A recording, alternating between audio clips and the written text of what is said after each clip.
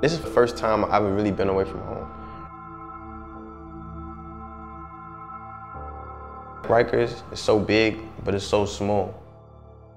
It's so much tension all the time. You feel the tension in the air, like it's so much tension. There's never a relaxing moment when you're incarcerated. It's because everybody want to get home. Everybody's angry from the situation they're in, and everybody's so much emotion. So you feel that in the air just from stepping into that area. Well, in a box, you are by yourself in a cell for 23 hours a day. You get served through a slot. If you want to get out the cell, you have to stick your wrist through a slot to get handcuffed before you can even open the cell. That's the place where I really felt alone.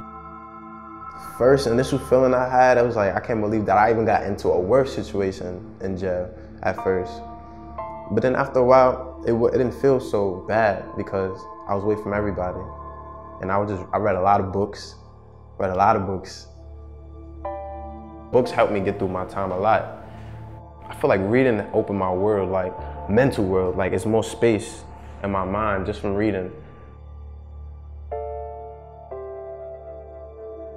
Malik Jones is a young man that we met in 2015. It's a young man that was referred to us by a Supreme Court judge who actually had him under 2 indictments. And the young man was sitting in prison. And at a point, this judge happens to know the work that we do. We have many cases in front of this particular judge. And he asked for me to come up and see him and literally make the referral to me. I got in the court, and then Angel said his plea. If we could release this kid, we will have him on our program from the time of 4 to 7, calling for curfew at 8 o'clock, and we'll be under heavy supervision.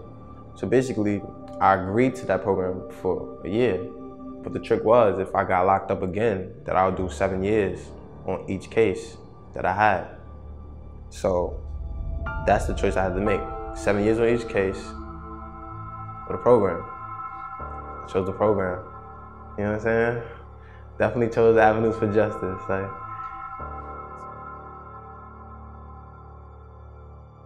So the deal was, he does our program for a year and he will earn his YO.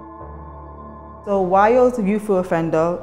Youth under the age of 19 can earn it. So it's pretty much, it seals your record after whatever the deal and plea is.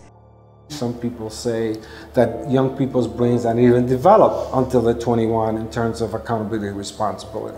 Yet we have prisons filled with these 15, 16, certainly 16, 17, 18-year-olds who are doing time and wasting their lives and coming back with these felony convictions which destroy their lives. They can't get financial aid. They struggle with school, which is the way out. I sometimes say, Judge, instead of giving them jail time, let's put them in college for 4 years. It'll cost us less and we'll get something productive at the end of the day.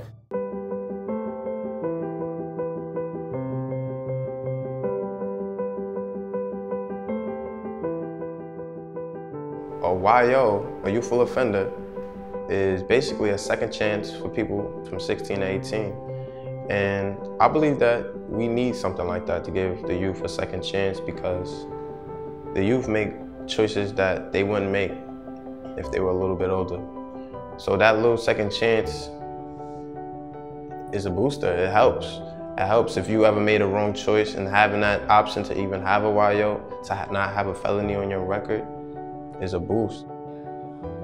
Elsie was my counselor, I guess. She was my person that I report to, that I call for curfew, that I sign in, who I see, you know what I'm saying? She's my court advocate.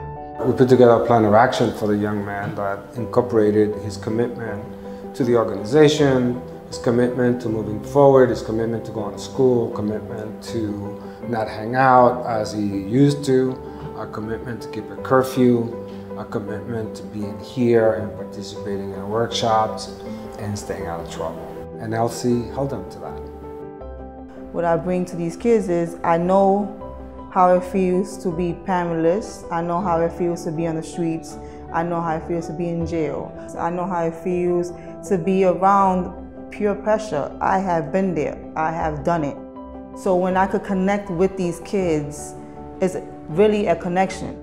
I wouldn't expect a person like Elsie to have the background that she had, to come from what she came from and to be who she is today.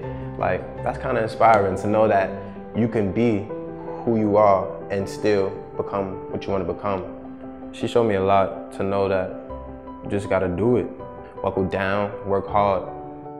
This is a way better alternative than Jeb, because they teach you things that you need to learn. They helping you with things you need to do. We have programs in here such as like tutoring if you need it, dance workshops. They even had coding workshops in here. They had everything. Not gonna lie, they got everything you need. Malik graduated with a 92-point average, a Regents diploma. Was I surprised? Absolutely not, but I was so happy for him. I actually really enjoyed high school. After all the situations of me being incarcerated and all the trouble, it was fun. High school was fun. Like, I would do high school again. High school was fun. The prom after that, you got graduation. Well, I feel like I'm in a whole better place than I was when I was 16. Thanks to Avenues for Justice, I feel like I would never turn back to doing what I did. I just learned. I learned from my mistakes, and I'm in a better place, a more positive place.